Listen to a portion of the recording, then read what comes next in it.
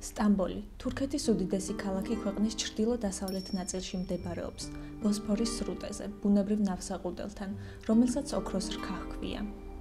სტამბოლი ოფიციალურად ევროპასა და აზიაშია, თუმცა როგორც წესი ევროპულ ქალაქად მოიხსენიება. იგი სიდიდით ევროპის უდიდეს ქალაქთა შორის ერთ-ერთია.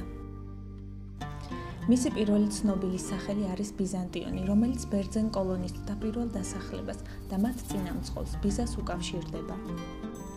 მეოთხე საუკუნეში რომაელმა იმპერატორმა კონსტანტინე პირველმა ქალაქი რომის იმპერიის აღმოსავლეთ დედაქალაქად გამოაცხადა და მას ნოვა რომა, ანუ ახალი რომი უწოდა.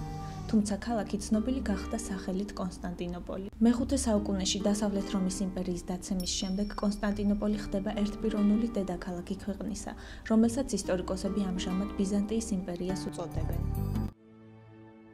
ეს იმპერია კულტურულად ბერძნული იყო და ამგვარად ბერძნული ორთოდოქსული ქრისტიანობის ცენტრი ხდება რომთან კავშირის გაწყვეტის შემდეგ.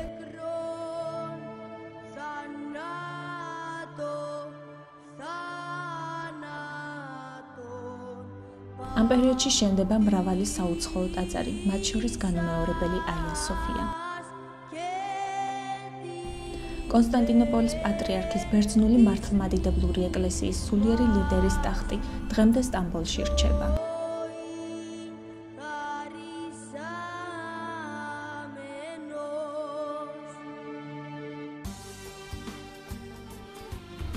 მე-15 საუკუნეში თურქების მიერ კონსტანტინოპოლის დაპყრობის შემდეგ ქალაქი ოსმალეთის იმპერიის ნაწილი და მალე მისი დედაქალაქი ხდება.